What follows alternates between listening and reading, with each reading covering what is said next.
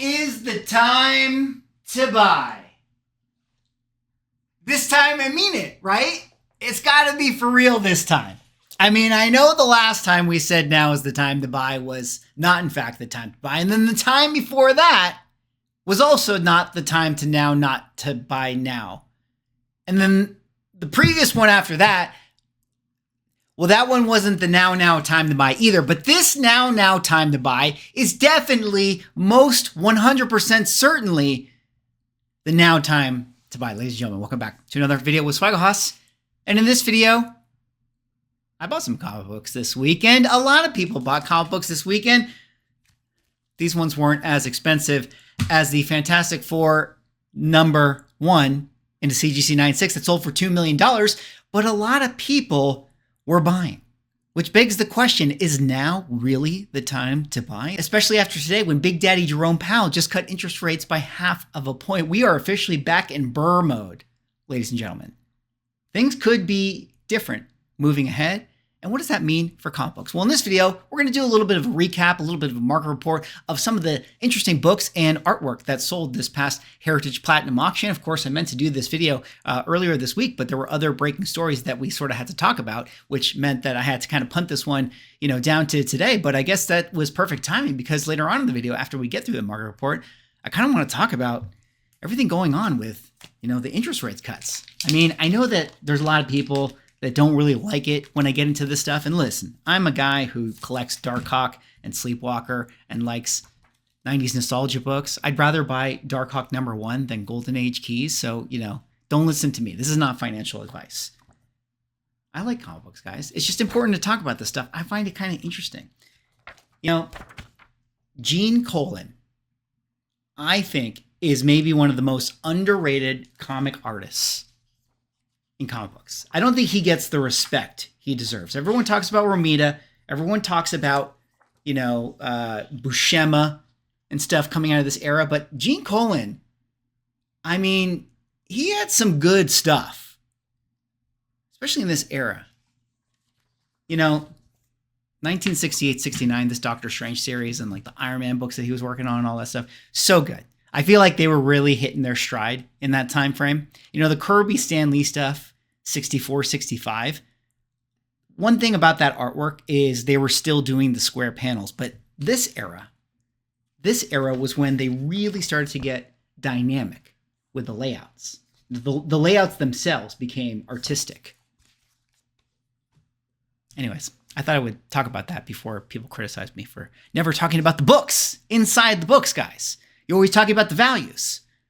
Well, I'm talking about it because it's news. It's a little bit of a market report. Anyways, I've been going on too long with this intro. Let's get into it. Like, comment, subscribe. But let's talk about the books that sold this past weekend at the Platinum Heritage Auction. Of course, the big one here, as you guys can see, Heritage Comics selling a Fantastic Four #1 in a CGC 9.6 with white pages.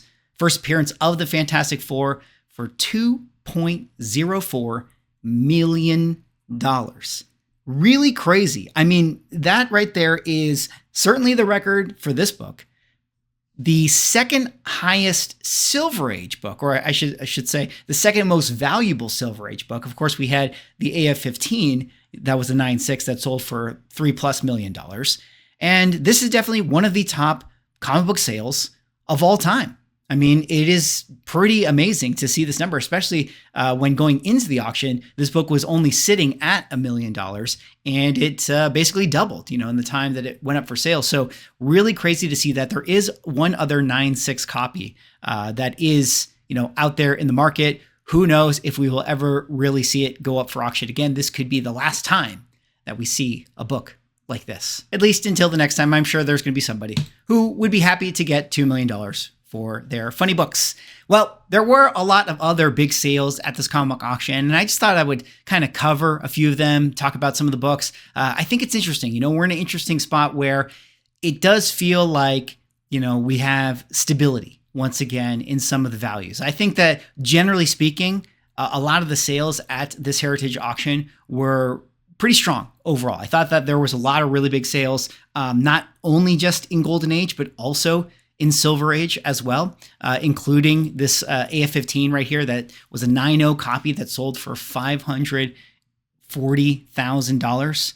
Pretty crazy number as well. And one of the things I think is interesting, and forgive me if I've talked about this talking point so many times here on the channel, but I feel like it bears repeating. Unlike other AF-15 books in other grades, where this one massively spiked, where a lot of times it doubled. This one didn't go up for sale in 2021. So you can imagine a scenario where if someone had sold this book in 2021, maybe it would have sold for $800,000. Like it would have doubled in price. And then if this book went up for sale again, like it did this past weekend, it would have corrected back down to $540,000.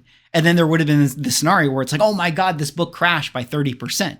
But really, based on everything that we've been seeing, all of these books basically just got overinflated. They doubled overnight during the COVID time. And now kind of where they're selling, they're basically sort of in line. And so that's kind of what you're seeing here with this book. Although, with my comic index that I did this past month, it does sort of feel like we overcorrected or went below, some of the trend line. And I think that there's reasons to that, but we're not going to get into that in this video here today. Now, this book was kind of an interesting one too. Fantastic Four number 5 in a 9.2 white pages, beautiful copy of the first appearance of Dr. Doom, selling for $132,000, which, to go back to what I was saying with the AF-15 book, you can see what happened with this one, where we did get a sale for this book during the COVID times. In September of 2022, sold for $180,000. Back in early 2021, it was a $72,000 book. So again, it doubled in price, more than doubled. And then you have this recent sale, which is $132,000. So we kind of corrected back down. So again, if we didn't see this book go up for sale in 2022, it probably wouldn't feel like, oh man, this book took a haircut. It's just sort of like, we had to get this froth out of it. And I think we've started to do that. And I think we've started to sort of normalize that in a lot of the books. And that is kind of one of the reasons why people, once again, seem to be buying. At least they were in this auction and the Comic Link auction a couple weeks ago as well.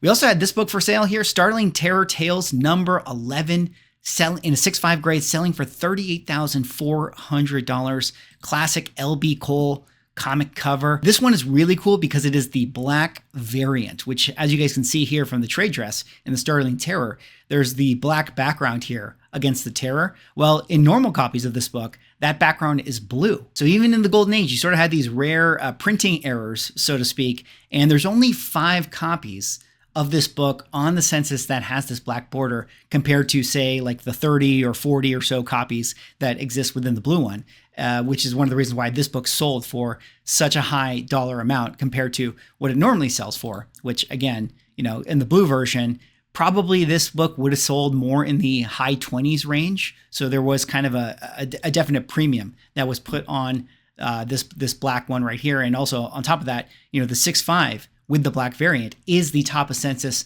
for this particular variant. So I thought that was kind of a cool, interesting sale. If you're a big LB Cole fan, this was kind of your book to grab. Another book that needs no introduction, Suspense Comics number 3, probably the most valuable non-superhero comic, as a lot of people say that it is. You got the classic Alex Schomburg cover right there. This one in a 4.5 restored, extensive restoration on this one, selling for $45,600, which I think that was the price that a lot of people had kind of pegged for this one.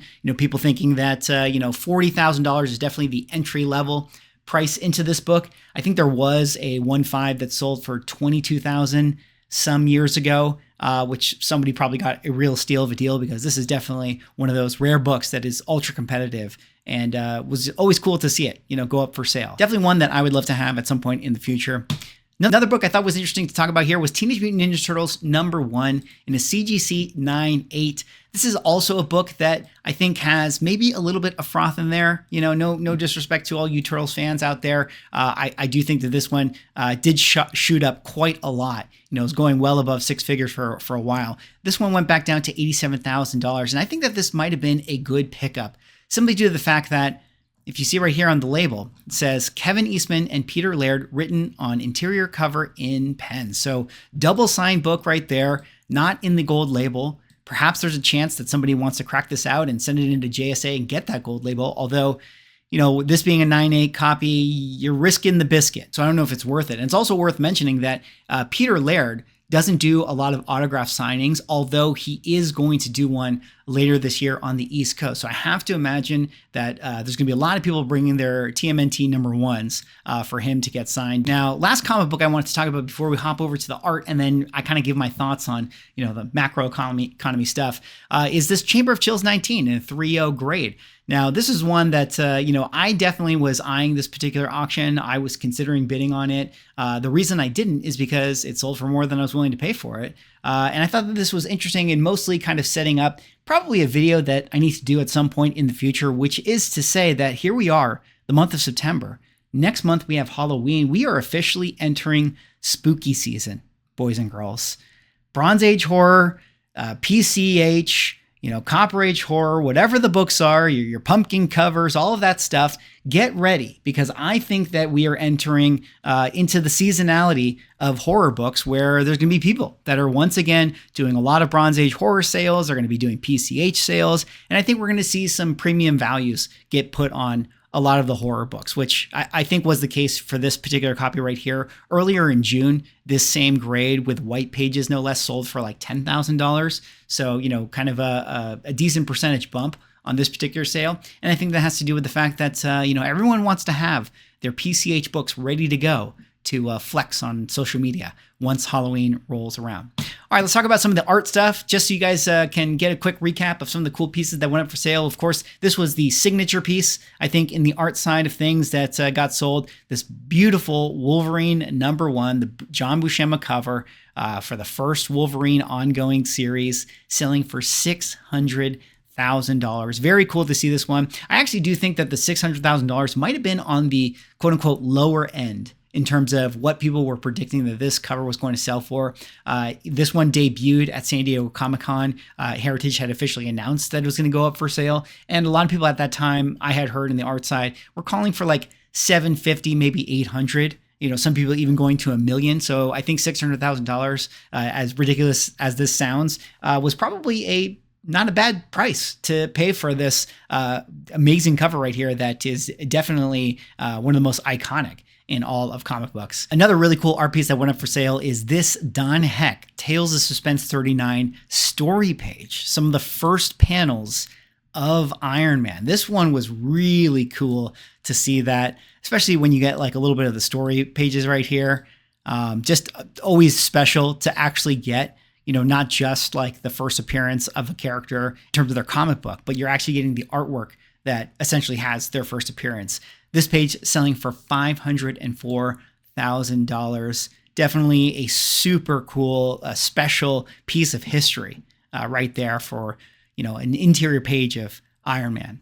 Speaking of horror books, there were a ton of PCH pages that were going up for sale. Of course, the reason for that was that the Roger Hill collection went up for sale, which he was a massive, massive collector of a lot of this stuff. So you had some of the most iconic pages being sold. This Tomb of Terror #15, the Lee Elias cover right here that has kind of the exploding face, selling for $300,000. You had this piece right here by Warren Kramer, Witch's Tales #25, the classic decapitation cover, selling for $108,000. You had these pages right here, which of course, are near and dear to my heart. The Chamber of Chills #21, Nose for News, the skull at the typewriter, that sold for $55,000. This is one that I also have my eye on, although, admittedly, I don't know if I was ever really in the running for this. I knew it was going to be quite expensive, $55,000, probably more than I was willing to pay. Although this was interesting, the color study done before the actual page was drawn. This color study was done by Warren Kramer,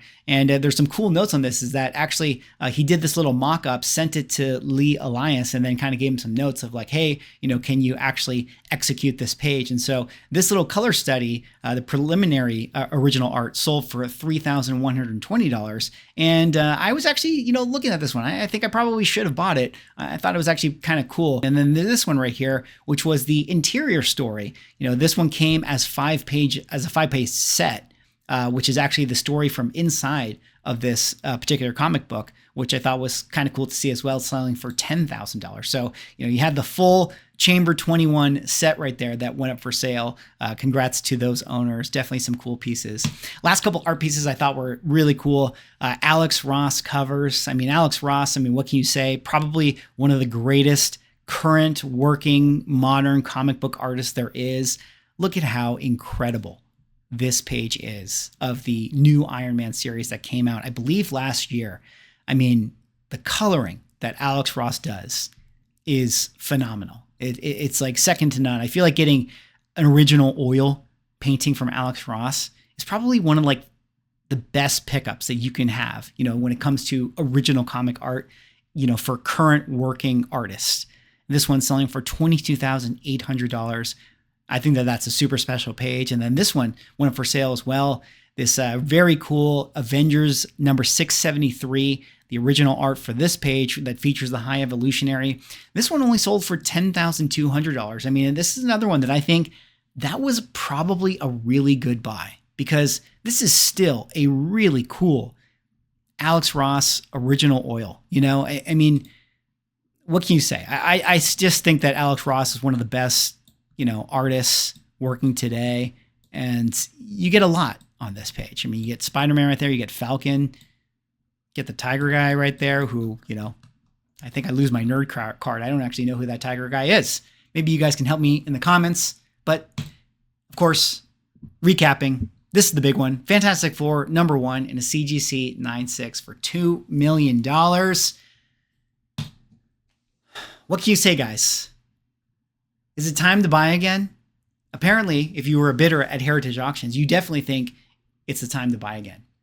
And I know that this has been the joke. Now is the time to buy. Everybody keeps saying it. We've been keeping saying this for the last 2 years. And for the most part, it's not necessarily been the time to buy. Although there's more nuance to this. We know this, guys. Of course, now is the time to buy. If you find the $20 AF-15 at the garage sale, you absolutely should buy it. That is now the time to buy it if you find it for that price. So with comic books, all that matters is, what you buy it for, what you sell it for, if values matter to you, if values matter to you. But I do think that it's really interesting with today, being that Jerome Powell, the Fed, cutting interest rates once again. And here's the thing with comic books. It's really not any more complicated than supply and demand.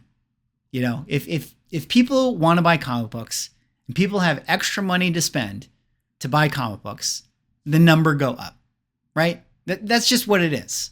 And so we're turning that corner. We're heading into that place where interest rates are coming down, and soon cash is going to be trash again. And people are not going to be getting free 5%, interest-bearing savings accounts, and they're going to need to buy stuff. And so they're going to go buy stocks, they're going to go buy crypto, they're going to go buy real estate, and then some of that money might find its way back into comic books once again. And it might actually be the time to buy stuff, which is crazy. It's crazy to think that. Plus, you factor in the, maybe the movies and stuff are going to get better. Maybe things are going to, get a little more exciting. Hopefully Robert Downey Jr. does his thing. Hopefully Superman is actually a good movie for DC. It might be that time, Is anyone watching anymore at this point in the video? I don't know. I kind of am all over the place doing a little bit of this recap, but I thought it was interesting. I've said this on a couple other videos and conversations. This idea that we've had so much drama in the community, a lot of negativity. And I think that mirrors what is going on in the culture of comic books, where prices have been going down. People had lost so much money. They felt scammed and ripped off. And yeah, they were pissed off. People were negative. And before that happened, when COVID was going crazy and prices were going up and everyone was selling and flipping and buying, and then I bought something and then my thing doubled overnight and I was like, oh my God, I'm rich. Then everyone was interested in that type of content. And it's so interesting that and everyone was positive at that time. It was only until it started going down where people got negative. So I think we might be at that point where once again, if prices go up because there's extra money in the system, because rate cuts are coming. Again, not financial advice. I don't know what the hell I'm talking about. I just think that people might start to be interested in comic books again. People might start to be a little more positive to it. And people might actually start to say, hey, it's time to buy again. Anyways, that's all I got for this video. That was me doing a little bit of a recap of the Heritage Auction sales this weekend. I mean, there were so many books that sold, so many great books that were up for in that auction. And honestly, generally speaking, a lot of great numbers overall. I mean, even for the Silver and Bronze Age stuff, like even those did pretty good. I think there was even a UF4 Georgievich variant that went again for 5 figures. Like it dipped below underneath 5 figures. And even in this auction, hit 5 figures again. I mean, hey, if UF4 can do it, then every other book can do it as well. Anyways, that's all for this one. Let me know what you guys think. What do you guys think about this previous Heritage sale? What have you guys been buying recently? How do you guys feel about macroeconomic policy coming in, Jerome Powell cutting interest rates? I know a lot of you guys are like, I don't care, Swag, I don't want to hear about this stuff. I'm just saying, I think this is important information to know about so that later on, if things in fact start to go up, you could be aware of it. Anyways, that's all for this one. Let me know what you guys think. Like, comment, subscribe. See you on the next video.